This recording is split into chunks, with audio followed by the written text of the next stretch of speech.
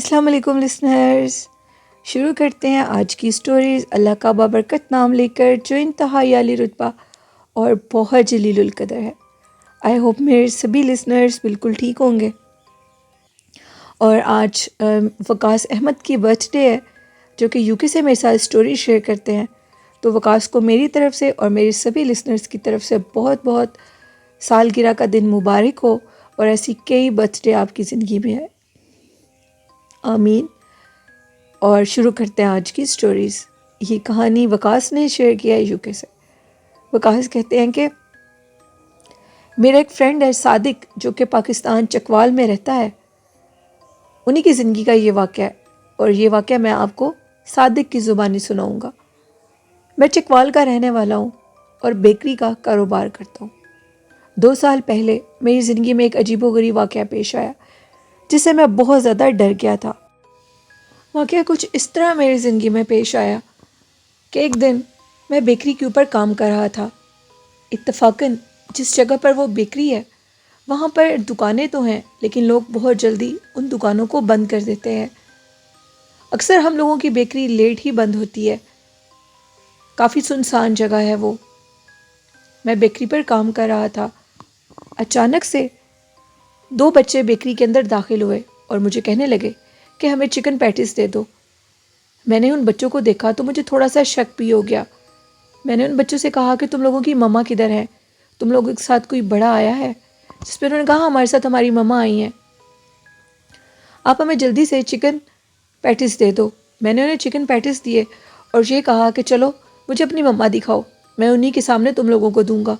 وہ میں اس لیے کہہ رہا تھا کہ کہیں کوئی مسئلہ نہ بن جائے اور سارا کچھ میرے اوپر الزام لگ جائے گا، شاید میں نے کچھ ادھر ادھر کر دیا ہے۔ میں ان بچوں کے ساتھ بیکری سے باہر نکلا، وہ بچے میرے آگے آگے جا رہے تھے۔ میں جیسے ہی بچوں کے قریب گیا تو میں دیکھتا ہوں کہ روڈ کی دوسری سائڈ پر ایک برقع پوش عورت کھڑی ہوئی ہے، اور بچے میری آنکھوں کے سامنے اس برقع پوش عورت کی طرف چلے گئے اور جا کر اس کو وہ چکن پیٹیز دینے لگے۔ اب وہ برقع پوش عورت اور وہ 2 بچے میرے سامنے چلتے ہوئے جا رہے تھے۔ ایک ہی لمحے کے سیکنڈ میں نے دیکھا کہ وہ عورت اور 2 بچے روڈ کے بالکل آخر میں جا کر کھڑے ہیں۔ میرا دماغ گھوم گیا تھا اور اچانک سے وہ غائب ہو گئے۔ 1 سیکنڈ میں وہ روڈ کے دوسرے کنارے پر کیسے چلے گئے؟ یہ سب کچھ بہت حیران کن تھا اور میں بہت زیادہ ڈر گیا تھا۔ میں نے اپنے دوستوں کو فوراً کال کی اور کہا کہ جلدی سے آ جاؤ۔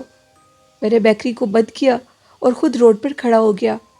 کچھ ہی دیر میں میرے وہ دوست آ گئے جو کہ اسی علاقے کے رہنے والے تھے۔ میں نے اپنے دوستوں سے کہا کہ اگر تم لوگوں کو ایک بات بتاؤں تو تم لوگ یقین کرو گے؟ جس پر انہوں نے کہا بالکل ہم یقین کریں گے۔ انہوں نے میری حالت دیکھ لی تھی، میں کافی گھبرایا ہوا تھا۔ میں نے ان کو وہ سارا واقعہ بتایا جس پر میرے ان دوستوں نے اس بات کی تصدیق کی کہ تم بالکل حقیقت کہہ رہے ہو۔ اس روڈ کے اوپر ایک برقع پوش عورت اور 2 بچے نظر آتے ہیں جو کہ جنات ہیں اور یہاں سے آ کر چیزیں خریدتے ہیں۔ بہت سے لوگوں نے ان کو دیکھا ہے۔ یہ اپنی موجودگی کا احساس ضرور دلاتے ہیں لیکن کسی کو کوئی نقصان نہیں پہنچاتے۔ تم نے بھی یقیناً انہی کو دیکھا ہوگا۔ میں بہت زیادہ ڈر گیا تھا۔ اس واقعے کے بعد میں شاپ کو جلدی بند کر دیا کرتا تھا۔ یہ کہانی تھی صادق کی جو کہ چکوال سے انہوں نے شیئر کی، بہت شکریہ وقاص اپنی سٹوری شیئر کرنے کے لیے۔ تو بڑھتے ہیں آج کی دوسری خوفناک کہانی کی طرف۔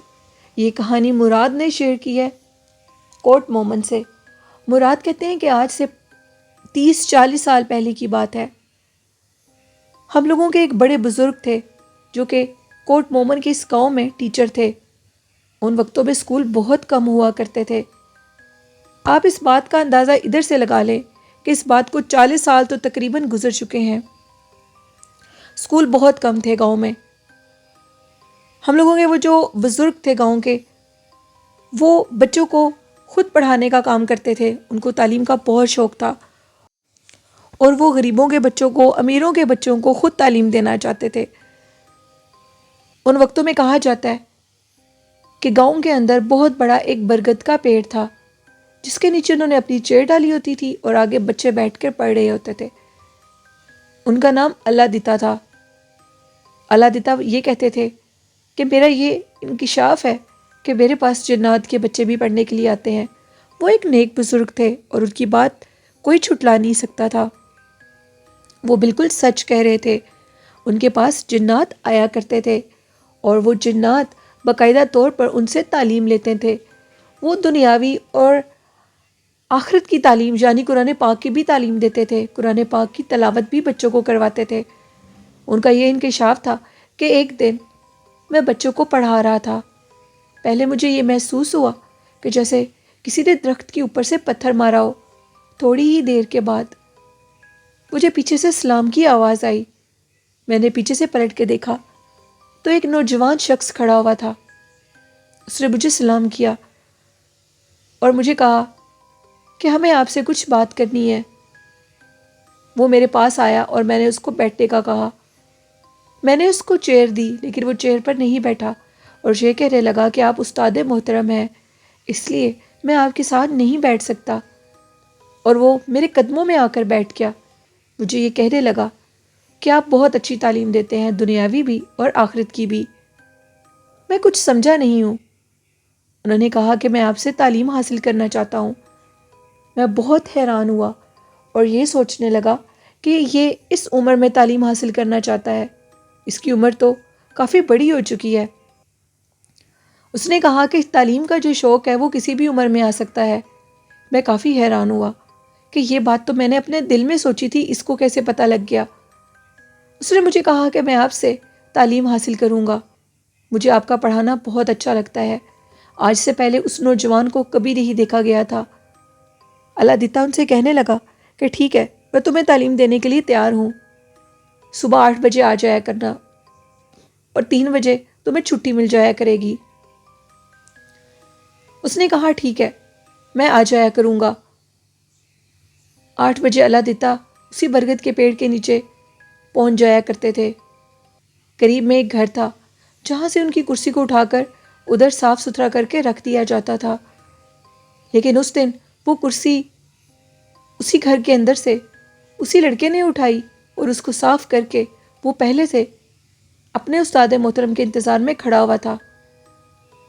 اللہ دیتا کافی حیران ہوا اور یہ کہنے لگا کہ تم اتنی صبح سے کیسے آ گئے؟ جس پر اس شخص سے کہا کہ مجھے بہت دور سے آنا ہوتا ہے، اس لیے میں کافی جلدی آ گیا ہوں، اور کل سے میں ادھر ہی رہا کروں گا اسی برگد کے پیڑ کے نیچے، اور ساری رات آپ کی کرسی کی حفاظت کیا کروں گا۔ اب یہ کرسی اور ٹیبل آپ کو کسی کے گھر میں رکھوانے نہیں پڑیں گے۔ اللہ دیتا کافی حیران ہوا۔ خیر وہ پہلا دن تھا اس لڑکے کا۔ اس نے اپنا سبق اچھے سے یاد کیا۔ اچھے سے یاد کرنے کے بعد اچانک سے اس کے منہ سے ایک لفظ نکلا، آپ رک جاؤ، میں ابھی آتا ہوں۔ سارے بچے چونک گئے، میں بھی چونک گیا۔ میں نے کہا یہ کیا کہہ رہے ہو؟ اس نے کہا کہ نہیں، میں کسی سوچ میں گم تھا، اس لیے میرے منہ سے یہ لفظ نکل گیا ہے۔ خیر اس بات کو اگنور کر دیا گیا۔ وہ ساری رات اسی برگد کے پیڑ کے نیچے نظر آتا تھا۔ ارد گرد کے لوگ کہتے تھے کہ وہ کہیں جاتا ہی نہیں ہے، وہ اسی برگد کے پیڑ کے نیچے ہوتا ہے۔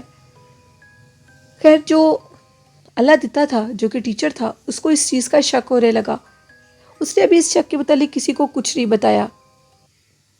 ایک دن وہ ادھر پڑھ رہا تھا تو اچانک سے اسی برگد کے پیڑ کے اوپر سے کسی نے زوردار جوتا نیچے پھینکا اور یہ کہا، اٹھ جا ادھر سے، ہم نان مسلم ہیں اور تو کیا مسلمانوں کی تعلیم حاصل کرنے لگا ہے۔ بچے یہ نظارہ دیکھ کر چونک اٹھے اور ڈر گئے اور چیخیں مارتے ہوئے بھاگ گئے۔ اللہ دیتا کے سامنے جو شخص بیٹھا تھا وہ شخص نہیں تھا، وہ ایک جن تھا۔ اللہ دیتا نے اس سے پوچھا کہ یہ کیا بج رہا ہے؟ میں کافی دنوں سے یہ روٹ کر رہا ہوں، تم کون ہو اور کیا کرنے کے لیے آئے ہو؟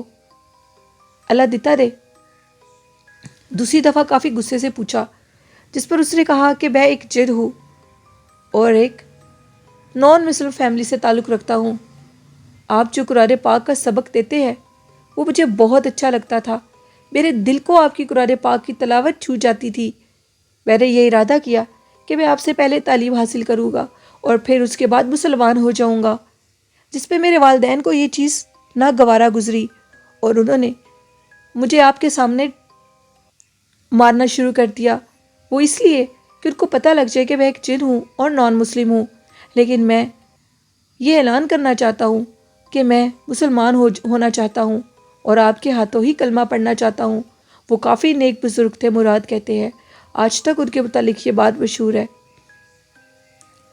انہوں نے اس جن کو باقاعدہ طور پر مسلمان کیا، کلمہ پڑھایا۔ کلمہ پڑھنے کے بعد کافی عرصہ وہ جن انہی اللہ دتا استاد محترم کا شاگرد رہا، پھر ان کی غلامی میں آ گیا۔